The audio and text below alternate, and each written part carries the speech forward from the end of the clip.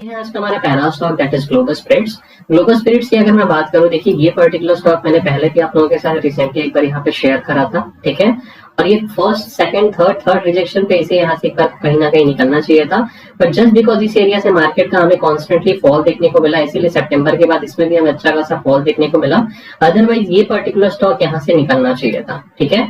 अभी अगर हम डेली टाइम फ्रेम पे इस पर्टिकुलर चार्ट की बात करें तो इस पर्टिकुलर चार्ट को अगर आप यहाँ पे ध्यान से देखें, प्राइस ने क्या किया है। देखिए प्राइस ने यहाँ पे जो फॉल किया है, मैं अक्सर बोलता हूँ, जैसे मैंने कल आप लोग को एक सिस्टम समझाया था कि प्राइस कभी भी इस तरीके से फॉल करके ऐसे नहीं जा सकता। अगर ये ऐसे जा रहा है, इट हैज टू फॉल और it has to manipulate again, ठीक है, in order to get the strength to move upside, ठीक है।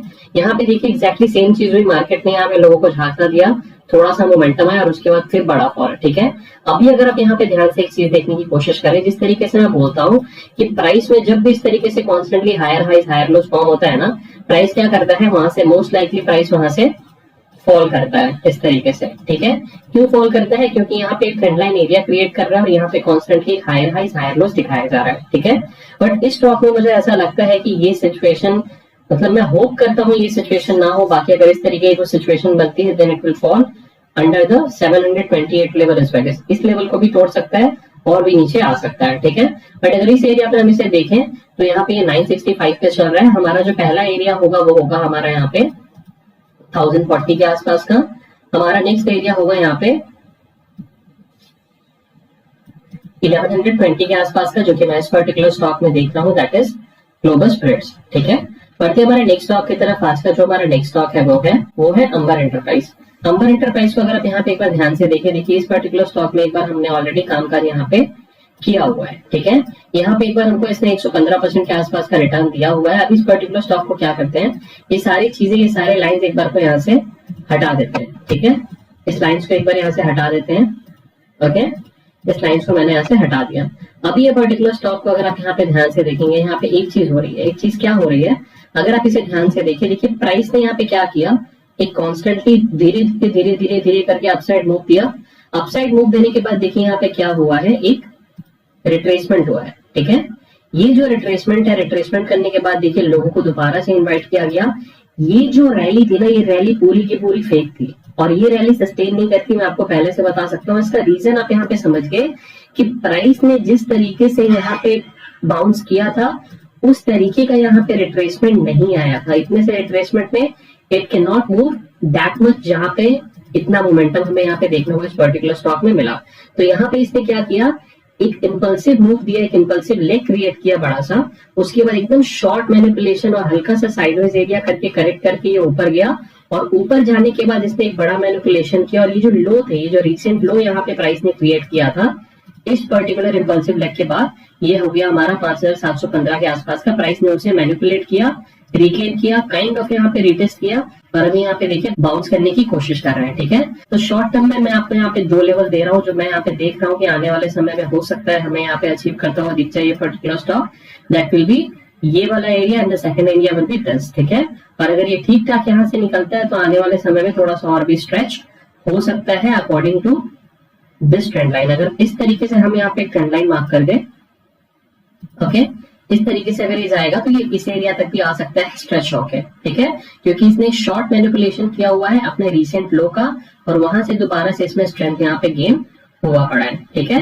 तो ये था आज का हमारा next stock, that is Amber enterprise. बढ़ते हमारे नेक्स्ट स्टॉक की तरफ। आज का जो हमारा नेक्स्ट स्टॉक है वो है पनामा पेट्रोकेमिकल।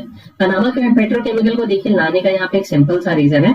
जिस तरीके से मैं आप लोगों को बोलता हूँ कि जब भी प्राइस कॉन्स्टेंटली एक ट्रेंड लाइन क्रिएट करके जाए या फिर एक ट्रेंड लाइन का एरिया क्रिएट करके जाए, देखिए आपको दिख रहा है, ये देखिए कॉन्स्टेंटली ट्रेंड लाइन का एरिया क्रिएट करके ये बाउंस करने की कोशिश कर रहा था, ठीक है।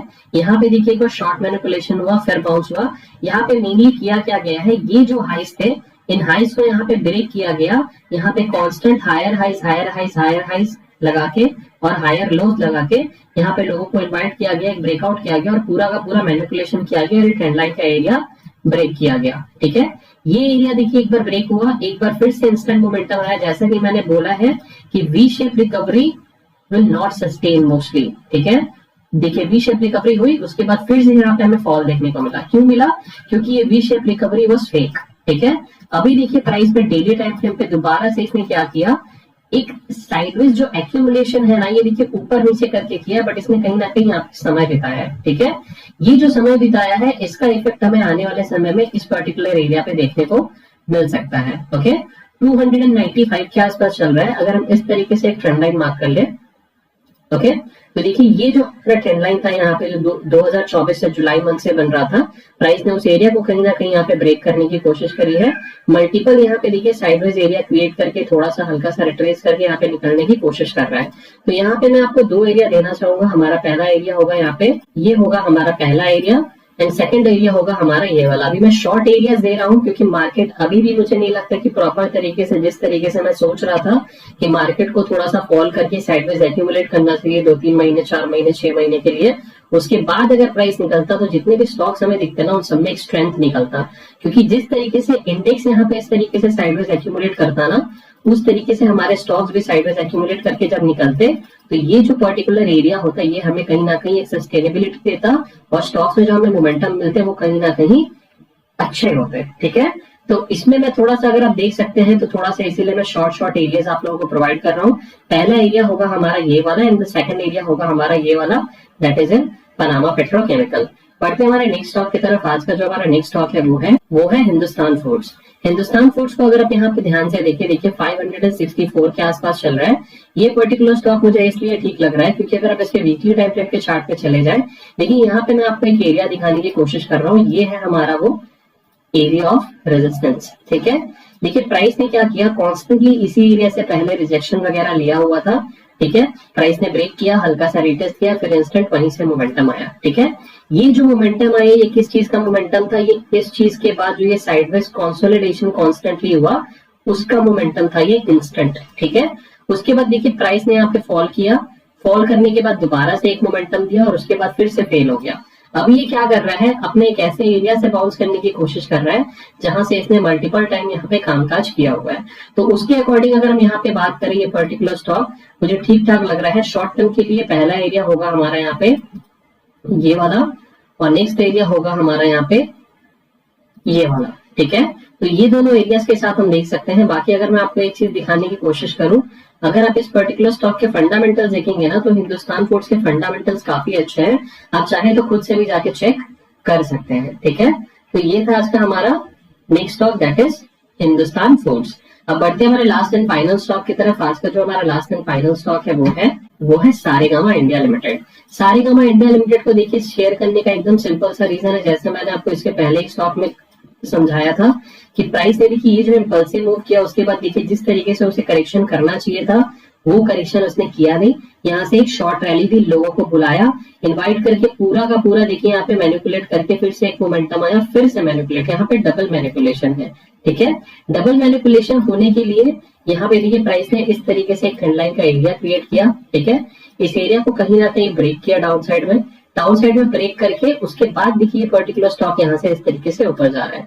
तो एक चीज हो सकती है यहाँ पे थोड़ा सा फिर से रिट्रेस करे और उसके बाद फिर से यहाँ पे हमें एक मोमेंटम देखने को सारेगामा में मिल सकता है। और ऐसा भी हो सकता है कि ये पर्टिकुलर स्टॉक यहाँ से इंस्टेंट ऐसा कुछ मोमेंटम देता हुआ हमें दिख जाए। ठीक है, जैसा कि मैंने बोला मार्केट में अभी भी मुझे रियल स्ट्रेंथ नहीं दिख रहा है, इसीलिए किसी भी स्टॉक में मैं आपको बड़े लेवल्स नहीं दे रहा, मैं छोटे लेवल्स के साथ आप लोगों को देने की कोशिश कर रहा हूँ। हमारा पहला लेवल होगा सारेगामा में ये वाला, और हमारा सेकंड लेवल होगा सारेगामा में ये वाला। ठीक है, तो यही वो कुछ पर्टिकुलर स्टॉक्स थे जो मैं इस वीडियो में आप लोगों के लिए लेके आया था।